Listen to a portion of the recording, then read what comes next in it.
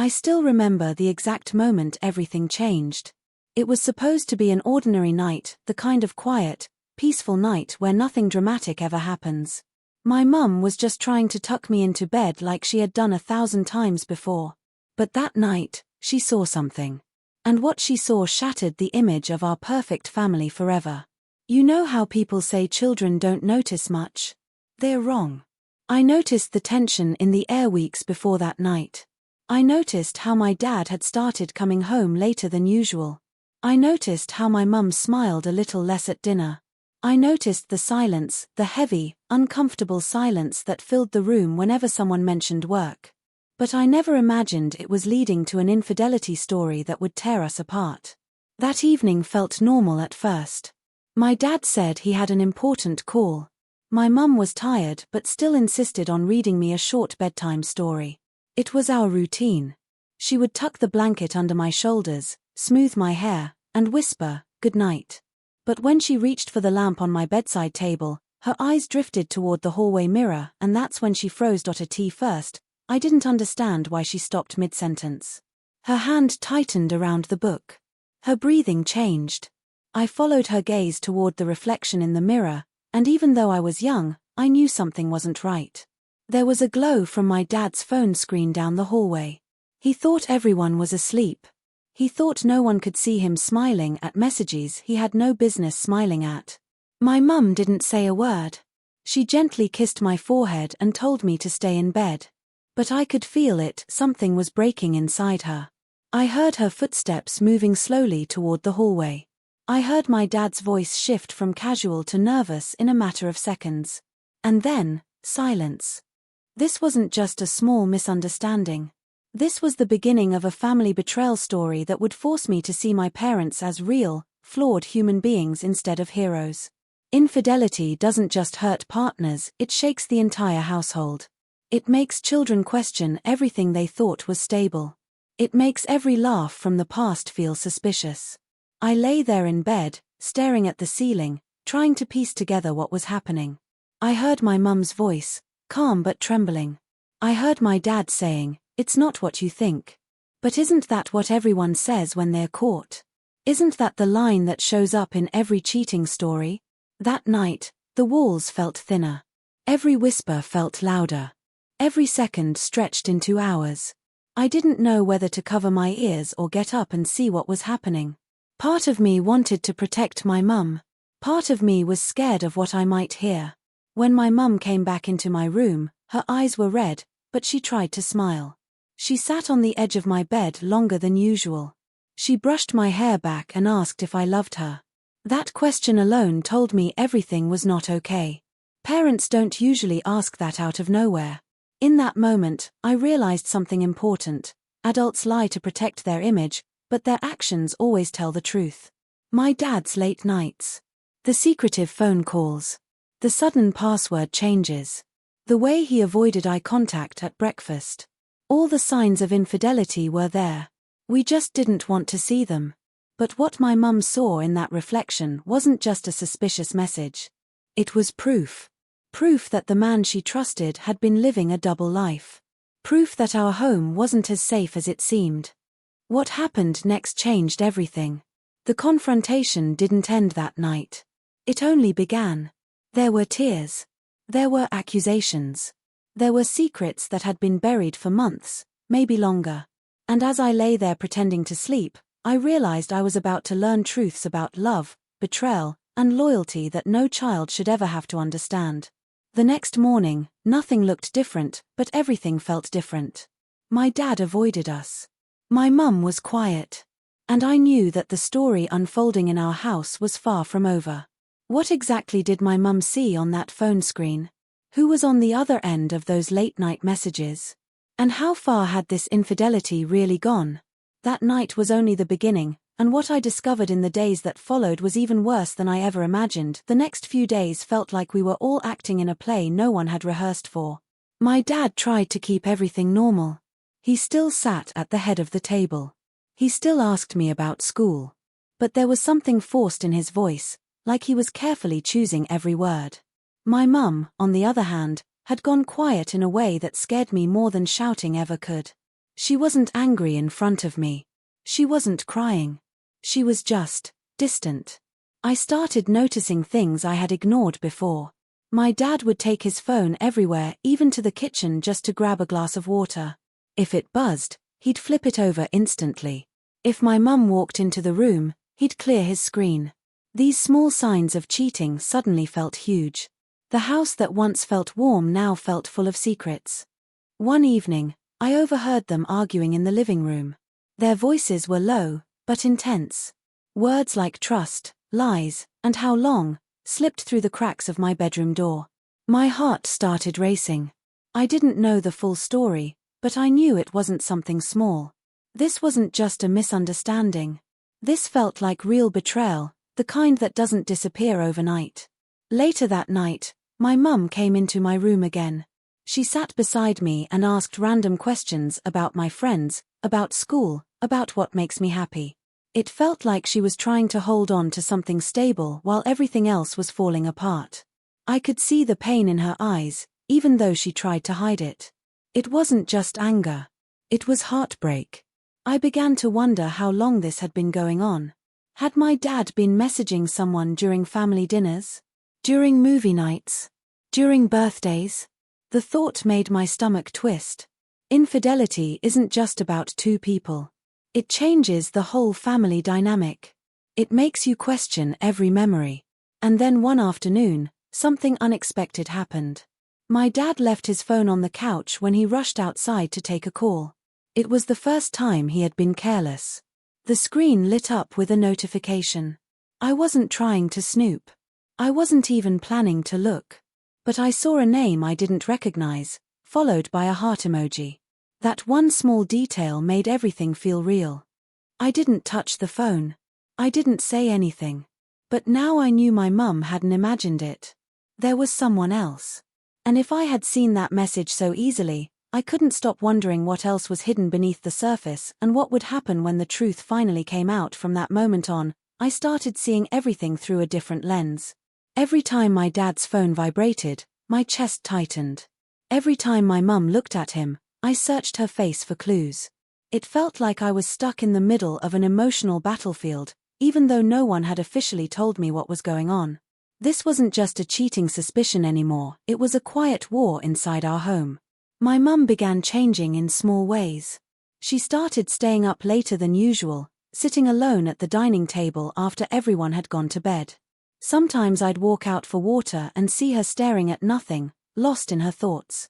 Other times, she'd quickly wipe her eyes and pretend she was just tired. I could tell she was trying to be strong for me, but the weight of betrayal was heavy. My dad, meanwhile, acted overly helpful. He offered to cook dinner, something he rarely did before. He tried to joke more, as if laughter could erase doubt. But the tension between them felt sharp. Conversations were short. Eye contact was rare. Trust, once broken, doesn't quietly fix itself. There was also a new pattern: whispered phone calls outside, late-night drives to clear his head, and sudden work emergencies that didn't feel real. The possibility of an emotional affair, maybe even something deeper, hung over us like a storm cloud ready to burst. I started wondering who this other person was. Did she know about us?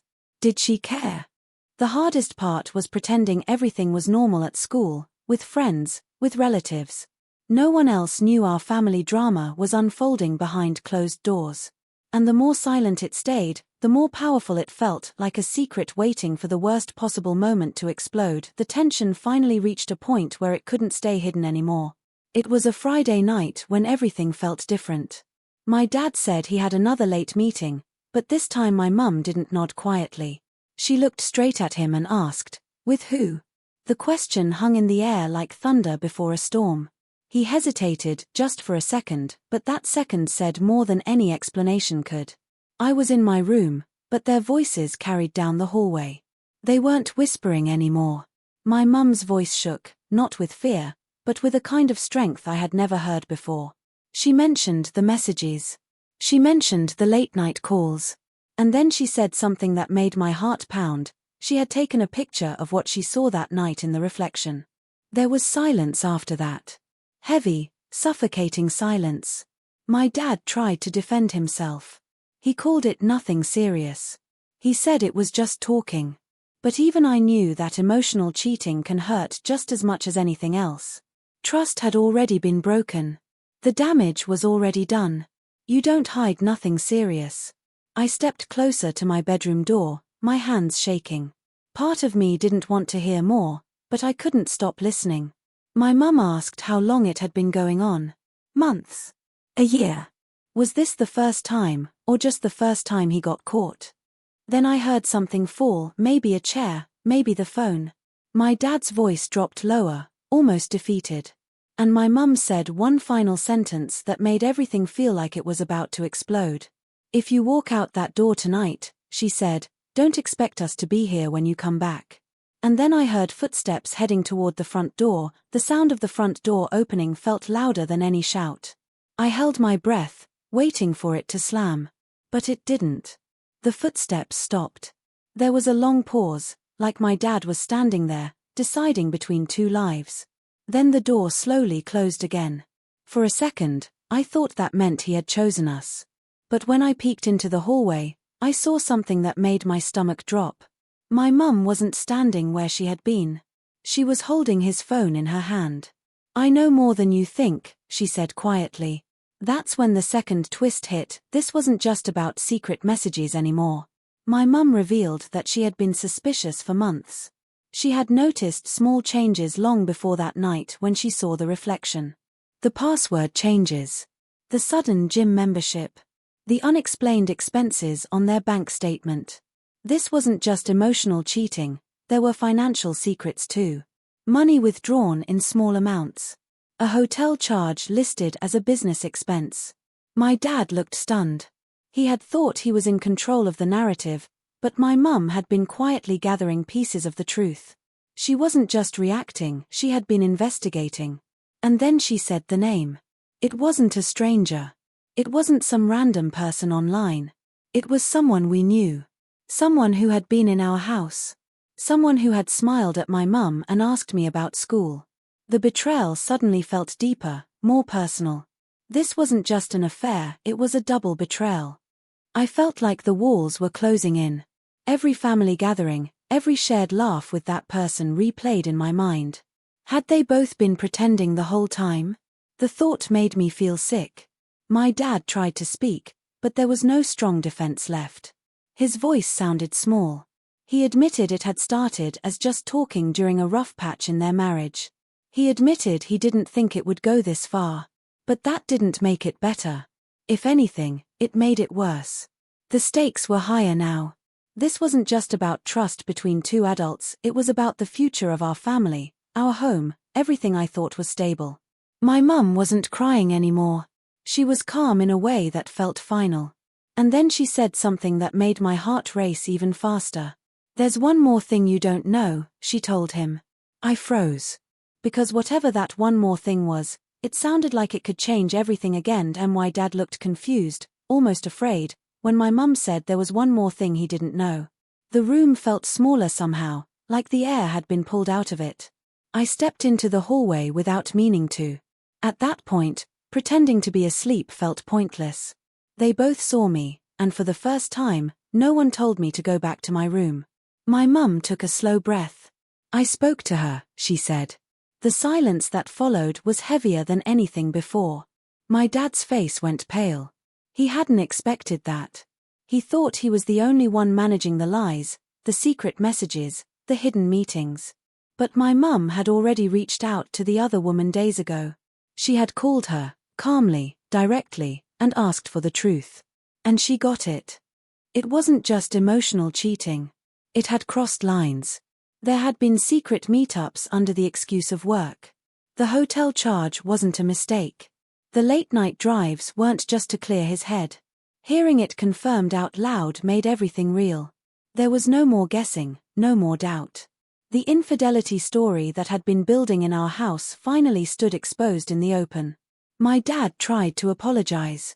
He said he was confused, that he felt distant in the marriage, that he never meant to hurt anyone.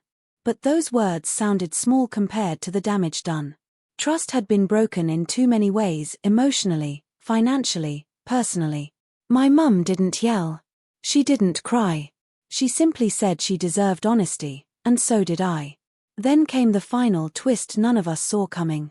My mum revealed that the other woman had no idea he was still fully committed to our family. He had told her that the marriage was basically over, that they were only staying together for me. He had been living two completely different versions of his life, telling each side what they wanted to hear. In that moment, even my dad looked shocked, not at being caught, but at realizing both worlds had collapsed at once. There was no dramatic explosion after that. Just truth. Raw and uncomfortable. My mum told him he needed to leave for now. Not forever, maybe, but long enough to understand what he had risked losing. He picked up his keys slowly this time, with no hesitation. As the door finally closed behind him, the house felt painfully quiet. But for the first time in weeks, it didn't feel like a secret anymore. After my dad left that night, the silence in our house felt different. It wasn't heavy with secrets anymore. It was quiet in a way that felt honest. My mum sat down on the couch and, for the first time since this whole infidelity story began, she let herself cry in front of me. Not loud, not dramatic, just real tears.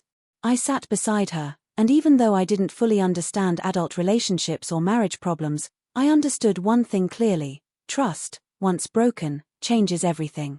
The next few weeks were not easy.